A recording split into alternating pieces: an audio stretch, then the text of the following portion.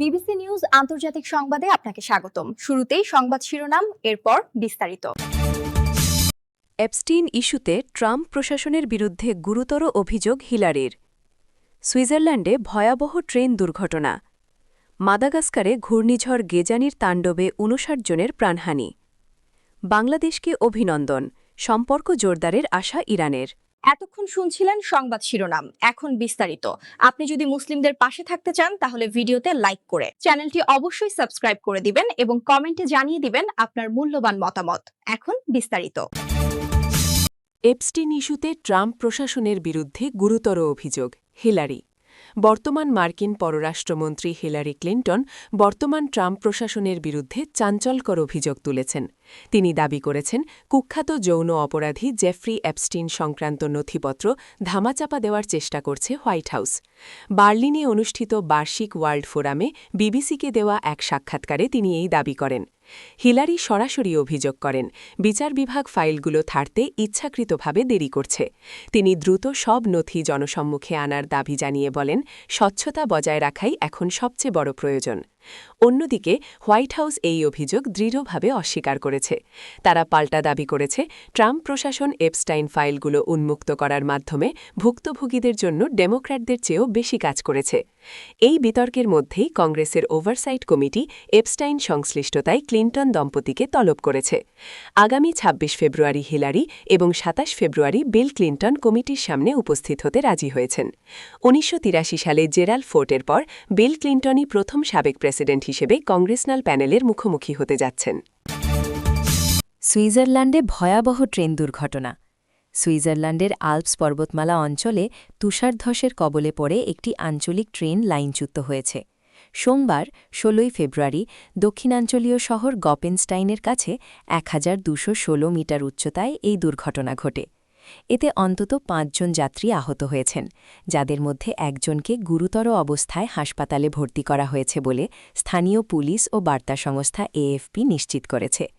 প্রাথমিক তদন্তের পুলিশ জানিয়েছে, ট্রেনটি আসার ঠিক আগ মুহূর্তে একটি বিশাল তুষারধস রেললাইন অতিক্রম করেছিল, যার ফলে এই দুর্ঘটনা ঘটে। বর্তমানে ওই অঞ্চলে তুষারধসের সতর্কতা দ্বিতীয় সর্বোচ্চ পর্যায়ে লেভেল 4-এ রয়েছে। প্রবল তুষারপাত এবং প্রতিকূল আবহাওয়ার কারণে উদ্ধার কাজ ব্যাহত হলেও সরকারি কৌশলীর কার্যালয় থেকে ঘটনার বিস্তারিত তদন্ত শুরু করা হয়েছে। সাম্প্রতিক দিনগুলোতে আল্পস পর্বতমালায় তুষারধসের কারণে নিহতের সংখ্যা আশঙ্কাজনক হারে বেড়েছে। গত শুক্রবার ১৩ ফেব্রুয়ারি ফ্রান্সের ভাল ডিসেরে রিসোর্টে তুষারধসে ৩ স্কিয়ারের মৃত্যু হয়েছে। মাদাগাস্কারে ঘূর্ণিঝড় গেজানির তাণ্ডবে ৫৯ জনের প্রাণহানি।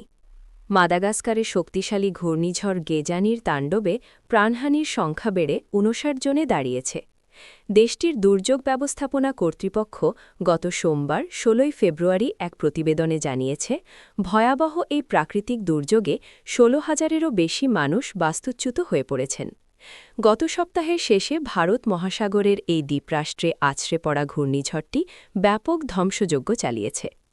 ঘূর্ণিঝড় গেজানির প্রভাবে মাদাগাস্কারের উত্তর ও মধ্যাঞ্চলে প্রবল বাতাস এবং রেকর্ড পরিমাণ বৃষ্টিপাত হয়েছে।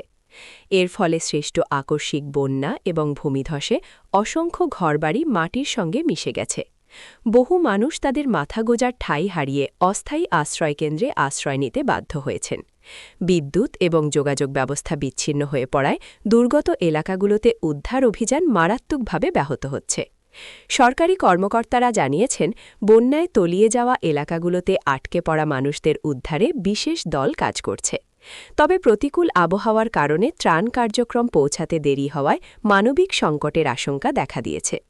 বাস্তুচ্যুত হাজার হাজার মানুষের জন্য জরুরি খাদ্য, বিশুদ্ধ পানি এবং চিকিৎসার প্রয়োজন দেখা দিয়েছে। কর্তৃপক্ষ ক্ষতিগ্রস্তদের সহায়তায় আন্তর্জাতিক মহলের কাছে আবেদন জানানোর প্রস্তুতি নিচ্ছে। বাংলাদেশকে অভিনন্দন, সম্পর্ক জোরদারের আশা ইরানের। সুষ্ঠুভাবে অনুষ্ঠিত বাংলাদেশের ত্রয়োদশ জাতীয় সংসদ নির্বাচনকে স্বাগত জানিয়ে অভিনন্দন জানিয়েছে ইরান। সেই সঙ্গে দুই দেশের মধ্যে বিদ্যমান দ্বিপাক্ষিক সম্পর্ক ও সহযোগিতা আগের তুলনায় আরও শক্তিশালী হবে বলেও আশা ব্যক্ত করেছে তেহরান। সোমবার ১৬ ফেব্রুয়ারি ইরানের পররাষ্ট্র মন্ত্রণালয়ের মুখপাত্র ইসমাইল বাঘেই বলেন, এই নির্বাচন বাংলাদেশের জনগণের নিজেদের ভবিষ্যৎ নির্ধারণের দৃঢ় সংকল্পের প্রতিফলন এবং জাতীয় পর্যায়ে অগ্রযাত্রা অব্যাহত রাখার ক্ষেত্রে একটি গুরুত্বপূর্ণ পদক্ষেপ।